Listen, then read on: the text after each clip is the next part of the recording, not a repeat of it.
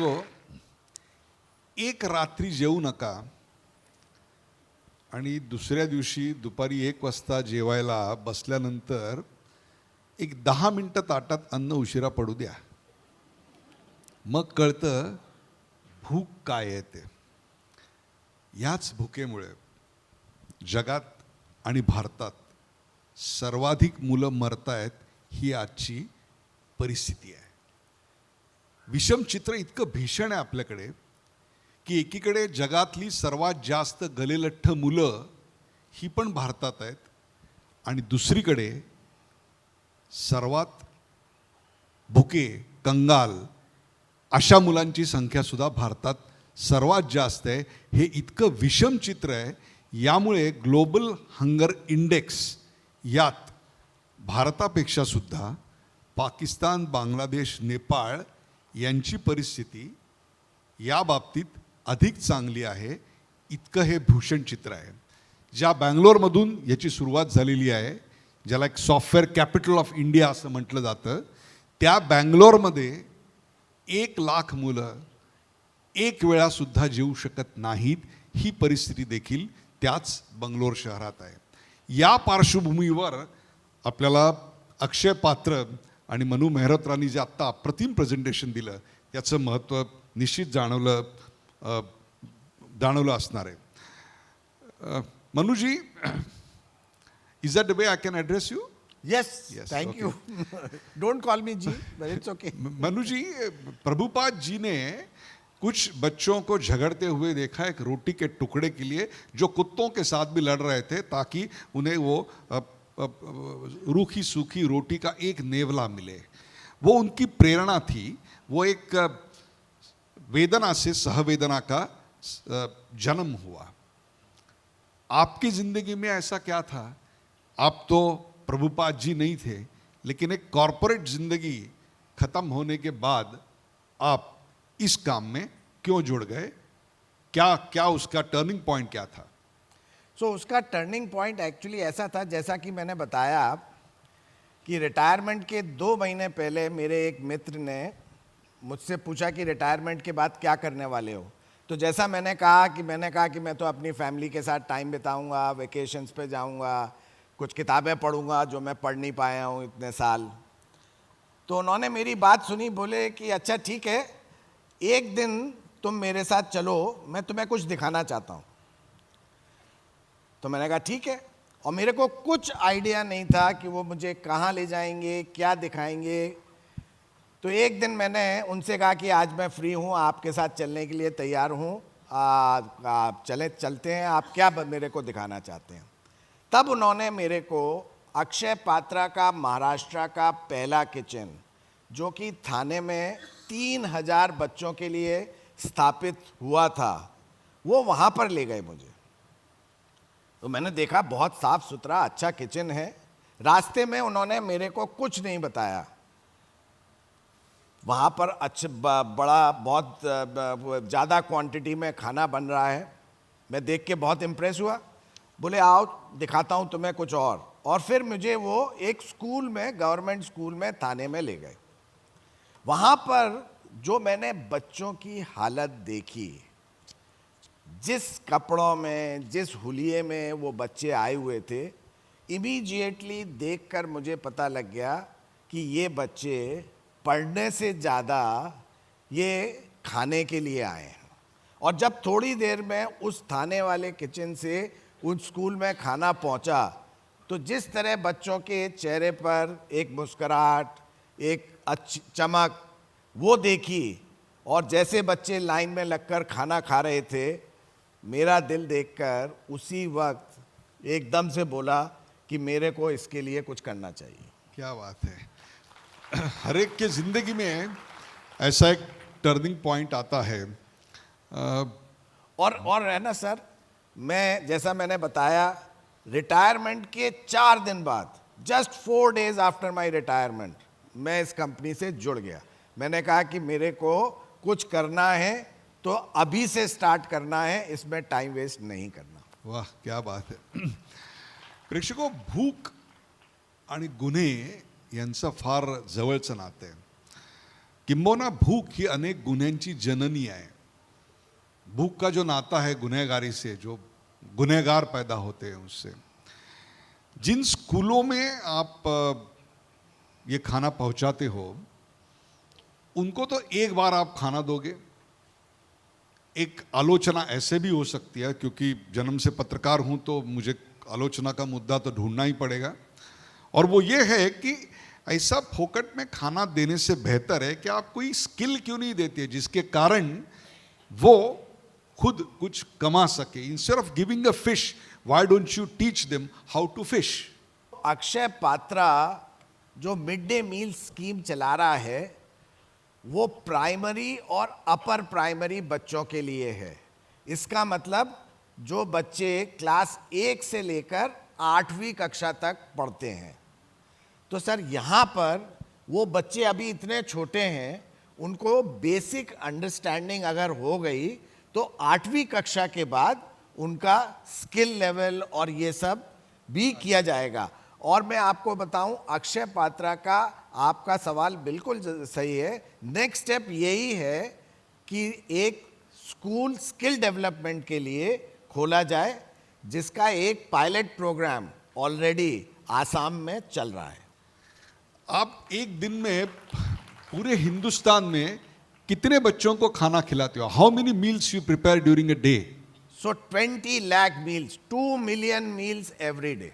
That means half of Panama, or half of New Zealand, perhaps. Absolutely.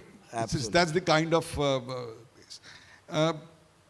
इसका model क्या है? एक mid day मील है जिसके लिए सरकार कुछ पैसे खर्च करती है, करेक्ट? आपका मॉडल क्या है? आप सरकार से कोलैबोरेट करते हो और प्राइवेट लोगों से पैसा लेते हो, क्या मॉडल जरा समझाइए. सो इसका मॉडल, जैसे आपने पीपीपी का नाम सुना होगा, पब्लिक प्राइवेट पार्टनरशिप, राइट? सो ये पीपीपी मॉडल है जिसमें अक्षय पात्रा का रोल है फैसिलिटेटर. पब्लिक क्या है? गवर्नमेंट. प्राइवेट क्या है? कॉरपोरेट्स. अक्षय पात्रा का क्या रोल है कि वो प्राइवेट कॉरपोरेट से डोनेशन लेकर गवर्नमेंट स्कूल में, जो गवर्नमेंट की मिड डे मील स्कीम है. अब आपको थोड़ा सा मिड डे मील स्कीम के बारे में बताऊं. गवर्नमेंट की जो मिड डे मील स्कीम है उसमें हर एक बच्चे के लिए 100 ग्राम राइस और 5.5 रुपए उसको राइस को खाने को कन्वर्ट करने के लिए मिलता है. अब आप सोचिए, 100 ग्राम राइस और 5 रुपए में किसी बच्चे को गरम पौष्टिक खाना नहीं मिल सकता. तो अक्षय पात्रा का क्या रोल है कि उसको राइस को गरम पौष्टिक खाने में कन्वर्ट करने के लिए जो खर्चा आता है वो प्राइवेट डोनर से लेकर वो उसको एग्जीक्यूट करती है. हम लोगों का एक बच्चे के ऊपर 15 रुपए खाने पर खर्चा होता है. गवर्नमेंट देती है 5-5.5 रुपए. तो जो 10 रुपए का खर्चा होता है वो अक्षय पात्रा डोनेशन जनरेट करके और फिर उसको यूज करता है खाना बनाने के लिए. इसके अलावा जो किचन का सेटअप है वो भी कॉरपोरेट से डोनेशन लेकर किचन का सेटअप होता है. गवर्नमेंट से इसमें कोई फंड या ग्रांट्स नहीं आती. इसका मतलब है जो फिक्स एसेट है उसको CSR के तहत Right. बनवाया जाता है. करेक्ट. अब ये जो डोनेशन आपको मिलते हैं, वो डोनेशन की प्रेरणा क्या है? इन बच्चों के प्रति करुणा है? ये बच्चे ऐसे हैं क्योंकि हम उसके कारण है, अपराध की भावना है, या फिर जिंदगी भर किए हुए पापों का मुक्ति का एक रास्ता है? सो अगर आपका जो सवाल है इसमें 2 पार्ट्स हैं. एक तो अक्षय पात्रा की क्या प्रेरणा है, वो तो शायद मैंने जैसा बताया कि प्रभुपाद ने जो प्रण लिया था कि वो किसी भी उसको भूखा नहीं देखेंगे, और जो उन्होंने खिड़की के बाहर जब झाँक के देखा था कि कुछ बच्चे रोटी के लिए झगड़ा कर रहे हैं और कुत्ते से, तो अक्षय पात्रा की प्रेरणा प्रभुपाद के लिए हुआ प्रण है. लेकिन जो प्राइवेट डोनर्स हैं उनका जो वो है, उसके 2 रीज़न हैं डोनेशन के. एक तो गवर्नमेंट का रूल, गवर्नमेंट ने 2015 में एक इंडियन कंपनी लॉ में एक इंट्रोड्यूस किया था कि जिस कंपनी का 50 करोड़ रुपए से ज़्यादा का टर्नओवर है वो अपने प्रॉफिट का 2% CSR में खर्च करेगी। और CSR का उन्होंने डिफाइन किया है कि ये सेक्टर, ये कैटेगरीज में ही आप खर्च कर सकती हैं। Education, promotion of education is one of the areas where corporates can donate and Akshaya Patra comes in that. So corporates use that to fund us, plus बहुत से ऐसे corporates हैं जिनका मोटिव है कि वो एजुकेशन को प्रमोट करें और उसके लिए ये फंड आते हैं। चलो, समस्या तो हमने आइडेंटिफाई कर ली, उसके लिए सेटअप भी बनाया, उसके लिए CSR के तहत पैसे भी आए, सब कुछ चालू हो गया। अब बड़ी समस्या आती है, वो करीबन daily 45 tons at 65 degrees at some 10,000 locations in flat 4 hours. आज हमारे बीच ऑडियंस में दीपक घैसास जी है। Deepak Ghaisas will vouch, this is nothing less than 6 sigma quality of work. 6 sigma तो इन्फोसिस में या कोलगेट पामोलिव में तो सिखाया जा सकता है, उसके ट्रेनिंग बहुत चलते हैं, लेकिन जो आपके साथ काम करते हैं वो लोगों को आपने इतने क्वालिटी के हाई स्टैंडर्ड पे कैसे ट्रेन किया? जो हमारे किचन्स हैं, आपको एक बात और बता दूं कि सन 2000 से लेकर आज तक अक्षय पात्रा ने एक भी दिन mid day meal supply all India कहीं मिस नहीं किया है।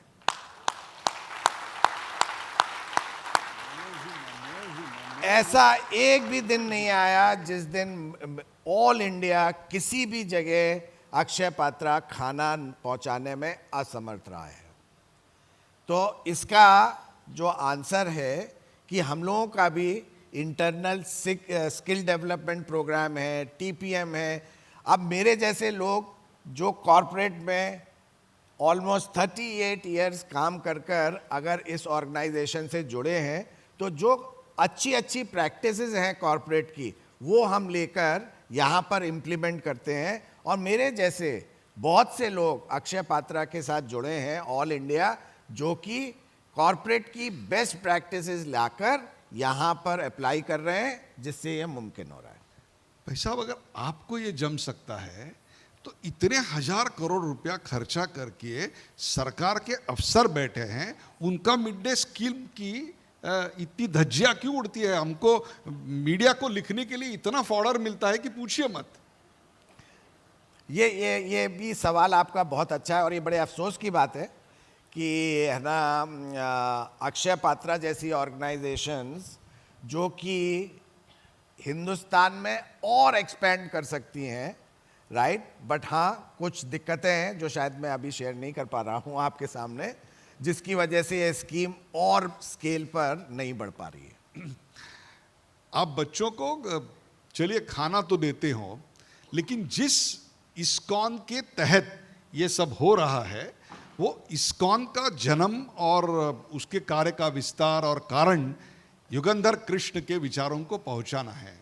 बच्चों तक खाना तो पहुंचता है, कृष्ण को कैसे पहुंचाएंगे? कृष्ण का रास्ता एक पेट से भी जाता है। वाह, क्या बात है। भूखे पेट भगवान याद नहीं आते हैं, भूखे पेट केवल खाना याद आता है।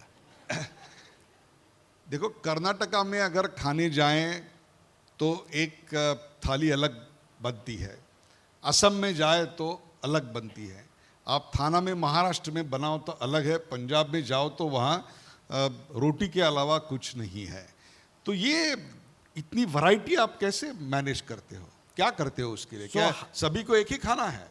नहीं, हर एक स्टेट का जो अपना पैलेट है उसके हिसाब से मेनू बनाया जाता है और वहाँ के पैलेट के हिसाब से ही खाना दिया जाता है। जैसे आपने सही कहा, चावल, रसम, ये सब चीज़ें जो साउथ की हैं वो महाराष्ट्र में वो डिफरेंट है। महाराष्ट्र का मेनू मराठी के उनके हिसाब से बना हुआ है। आखिर के 2 सवाल है। बच्चों को खाना देते हो, शायद उनके चेहरे पर हंसी आनंद तो आता होगा, स्कूल आते होंगे, इन रिटर्न बच्चे आपको क्या देते हैं? हम लोग है ना हर एक साल बच्चों के लिए apart from mid day meal बहुत से प्रोग्राम और ऑर्गेनाइज करते हैं। तो एक उसमें स्कूल में हम ये भी करते हैं कि स्कूल में एक ड्राइंग कंपटीशन करते हैं और बच्चों से कहते हैं कि आपके मन में अक्षय पात्रा का मतलब क्या है, आप ड्राइंग के फॉर्म में जरा बना के बताइए। तो वो जो ड्राइंग है बच्चे बनाते हैं वो हम अपने किचन में फ्रेम करके लगाते हैं। तो अगर कभी मौका मिले तो मैं बताऊंगा कि बच्चों के दिमाग में अक्षय पात्रा का मतलब क्या है। और ये भी बताऊं, मैं आज अक्षय पात्रा के beneficiary more than 2000 doctors, engineers, chartered accountants, overseas में आईटी में ना काम करते हुए ऑल ओवर दी वर्ल्ड फैले हुए हैं जिन्होंने अक्षय पात्रा का खाना खाया, उसके बेनिफिशियरी रहे और आज वो टॉप पोजीशंस पर है। बहुत बढ़िया। मैं दावे के साथ कह सकता हूं क्योंकि मैंने खाने की प्रक्रिया और खाना चखा है इसके लिए कि इसमें एक प्रकार की सात्विकता होती है, शुद्धता होती है, और शुद्धता की गारंटी ही का दूसरा नाम है अक्षय पात्रा।